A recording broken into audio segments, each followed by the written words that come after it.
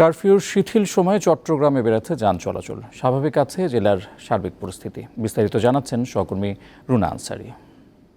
Curfew চলছে, কিন্তু সকাল ৬টা থেকে সন্ধ্যা ৬টা পর্যন্ত যেহেতু কারফিউ শিথিল করা হয়েছে, যার কারণে পুরো চট্টগ্রামের পরিস্থিতি কিন্তু স্বাভাবিক রয়েছে। আমরা সকাল থেকে দেখেছি প্রত্যেকটা জায়গায় মানুষ খুব নিশ্চিন্তে এবং নিরাপদভাবে যাতায়াত করছে। যার যার কর্ম, যারা দিনমজুর বা যারা এখানকার সিএনজি চালায় বা ট্যাক্সি রিক্সা চালায়, তারা কিন্তু সবাই বলছে কারফিউ থাকলেও বিশেষ বিশেষ সময় কিন্তু যদি এভাবে শিথিল করা হয় অন্তত, তাহলে তারা যে তাদের কাজ করতে পারবে এবং তাদের দিন চলাতে কিন্তু কষ্ট হবে না। এই যে সাধারণ মানুষরা বলছেন, যেহেতু কারফিউ শিথিল করা হয়েছে, সেটি যদি আস্তে আস্তে এভাবে পুরোপুরি কারফিউ তুলে দেওয়া হয়, তাহলে সাধারণ মানুষ আরও বেশি স্বস্তিতে তারা জীবনযাপন করতে পারবে, এমনটাই তারা আশা করছেন। এবং চট্টগ্রামের পরিস্থিতি কিন্তু গত শুক্রবারের পর থেকে, বিশেষ করে শনিবার থেকে স্বাভাবিক রয়েছে। কোনো ধরনের কোনো বিশৃঙ্খল ঘটনা বা কোনো ধরনের দুষ্কৃতিকারীদের কোনো ধরনের বিশৃঙ্খলার ঘটনা ঘটেনি এবং কোনো ধরনের ঘটনা আসলে ঘটবে না, এমনটা আইনশৃঙ্খলা বাহিনী কিন্তু সাধারণ মানুষকে প্রতিশ্রুতি দিচ্ছে এবং সাধারণ মানুষকে নির্বিঘ্নে চলাচলের জন্য তারা